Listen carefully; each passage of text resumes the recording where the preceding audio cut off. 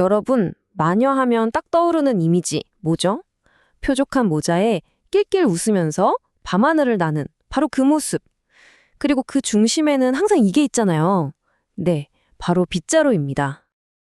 근데 진짜 궁금하지 않아요? 왜 하필 빗자루일까요?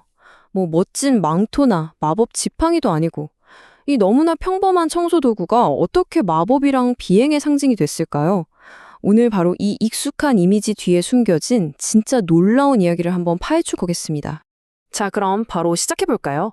이 미스터리를 풀려면요, 먼저 이 빗자루라는 물건 자체부터 좀 살펴봐야 합니다. 이게 마법 도구가 되기 훨씬 전에는요, 빗자루는 철저하게 여성의 공간, 그러니까 집안을 상징하는 물건이었어요. 생각해보세요. 옛날부터 집 청소하고 화로 정리하는 건 주로 여성들의 일이었잖아요. 그러다 보니까 이 빗자루가 자연스럽게 여성과 가정을 대표하는 아주 강력한 상징이 된 거죠. 근데 정말 놀라운 건 이미 15세기 중반에 빗자루를 타고 난다는 생각이 사람들 머릿속에 꽤 널리 퍼져 있었다는 거예요. 보세요. 1451년에 처음 그림이 나왔는데 불과 2년 뒤에 자기가 진짜 빗자루 타고 날았다고 자백한 사람까지 나왔다는 거, 이건 뭘 의미하겠어요?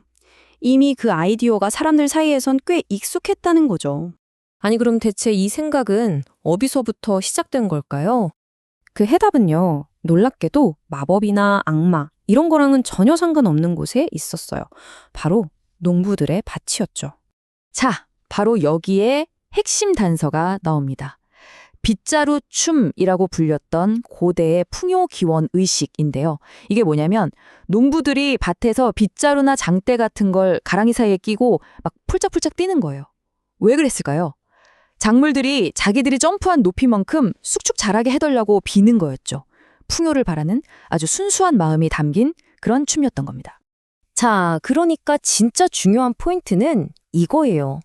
이 순수하고 평화롭던 민속 춤이 어떻게 그렇게 사악하고 악마적인 행위로 완전히 뒤바뀌게 됐는가 하는 거죠.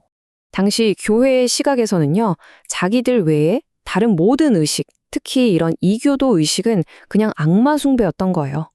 그래서 이 풍류의 춤의 모든 요소를 하나하나 다 왜곡해서 재해석해버립니다. 밭에서 풀짝 뛰던 건 밤하늘을 날아다니는 걸로, 풍요를 빌던 기도는 악마를 숭배하는 사바트라는 지폐로 둔갑시켜버린 거죠. 말 그대로 생명을 위한 춤이 악마를 만나러 가는 비례누 괴카시법 합쳐버린 겁니다.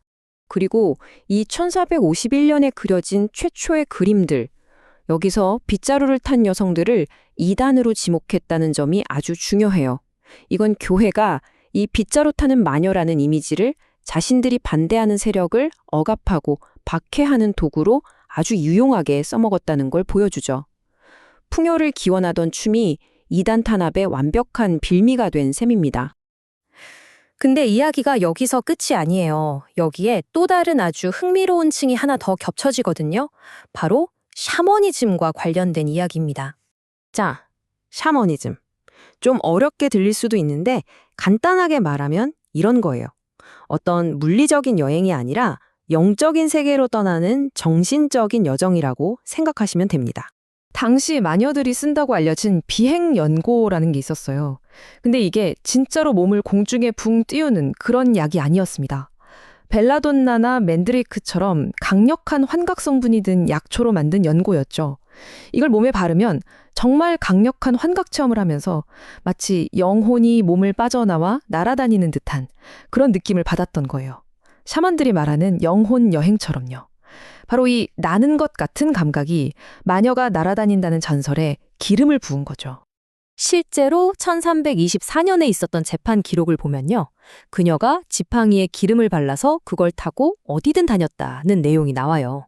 이 기록을 보면 지팡이나 빗자루 같은 막대의 연고를 발라서 환각 상태에서 영적인 비행을 한다는 개념이 이미 아주 오래전부터 있었다는 걸 알 수 있죠. 그러니까 핵심은 이겁니다. 마녀의 빗자루가 사실은 샤먼의 지팡이랑 똑같은 역할을 했다는 거예요. 이 세계와 저 세계를 연결하는 세계수의 상징이었고 동시에 무아지경 상태에서 다른 차원으로 여행을 떠나기 위한 일종의 영적인 이동 수단이었던 셈이죠.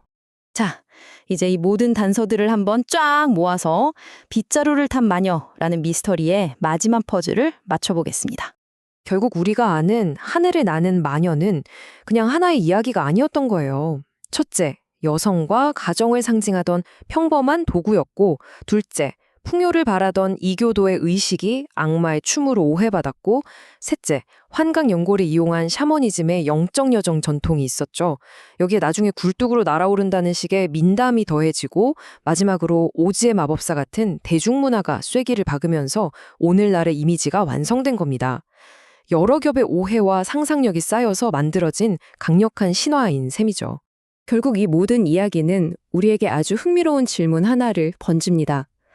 우리가 너무나 당연하게 생각하는 이 이미지 속에 사실은 수백 년에 걸친 오해와 두려움, 그리고 잊혀진 사람들의 믿음과 역사가 숨어 있다는 것. 우리가 아는 다른 것들 속에는 또 어떤 이야기가 숨어 있을까요?